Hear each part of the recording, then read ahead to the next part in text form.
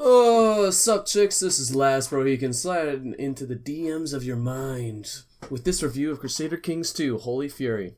Now, Holy Fury is the first DLC for a medieval game that finally quenches that long and dry thirst of gamers by justifying all of those weird and gross Oedipus and incest fantasies, not because they're morally reprehensible, but because your religion that you reformed commands you to have them. Now, there is a ton this DLC crammed into the game. So much so that I wouldn't just be a YouTube game review channel with no subs, but I'd be a YouTube Let's Play channel with no subs. So due to how much is actually in this DLC, I'll just be going over some of the highlights while I still have your attention. First, we have a major overhaul to all of the unreformed pagan religions. Upon being lucky enough to reform one of them, there are a ton of unseen options for you, the player or computer, to choose from as to how your rulers who follow this religion will behave. This feature, in my opinion, is very Stellaris-esque, where your religion can almost force you to be a warlike raiding realm, or just one that is peaceful and all-loving. Secondly, of the implementation of legendary bloodlines. This is a twofold feature where certain historical characters of note will be pre-tied to a family line, or an actual ruler you control does enough remarkable things that they themselves can start a bloodline that is inherited by their children. Both of these paths typically grant passive bonuses like piety or prestige, but other bloodlines can also unlock certain intrigue or succession options.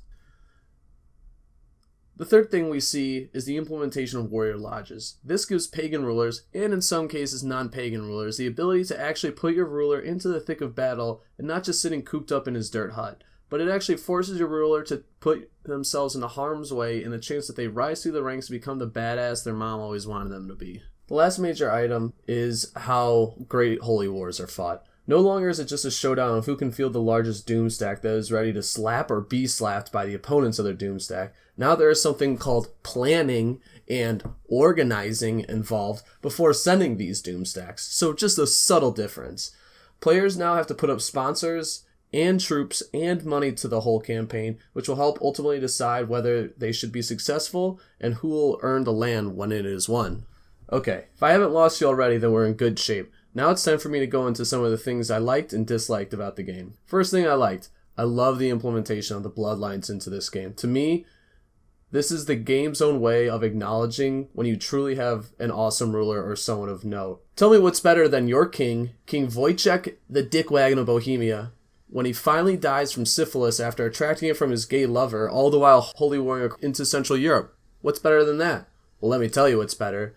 Now it's the game telling you and recognizing this man for his dick wagonery, and now acknowledges that all of his offspring carries the very same genes to be that same dick wagon. It's in their veins, and they'll pass it off to their children and their children's children.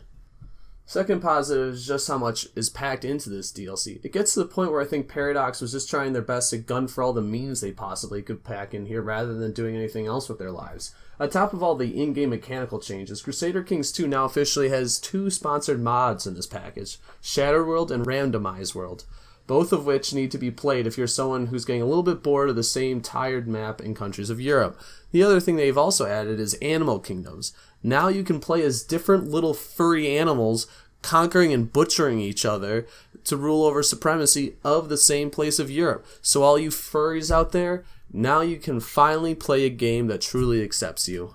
Alright, that's enough of stroking Holy Fury's dick. Now it's time to talk a little bit about some of the negatives. My first negative has to deal with the Grand Holy War mechanic. I totally recognize that something needs to be done to kind of overhaul it and make it a little bit more immersive, but it just feels like whenever a Grand Holy War is called, it is ultimately canceled due to horrible odds being placed on the person or religion who called it.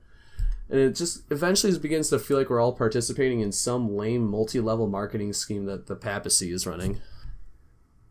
My second negative, and this is maybe the biggest negative, maybe not so much about the DLC, but how the Crusader Kings 2 franchises work so far, is this is apparently the last major DLC release for Crusader Kings 2, and that the devs are going to move on to something that is probably creating Crusader Kings 3. So, where will the next one stand in terms of content? Are we expected to shell out the same almost hundreds of dollars to get back the same footing we are at now? Have the developers realized that creating games like this, where it's the same thing but reskin, can sometimes disenchant your core base? Are eyebrows considered facial hair? Why is it that Europeans developed steel weaponry before the Australian Aborigines? All of these questions need to be answered by Paradox alone. Overall, though, this is a great DLC package, one that comes highly recommended from me. If you're new to the game or to the whole series and you're skeptical about which DLC to get, Holy Fury is definitely the one that sits at the top of my list for me. There's so much more to this DLC that I haven't even begun to get into that you need to explore for yourself.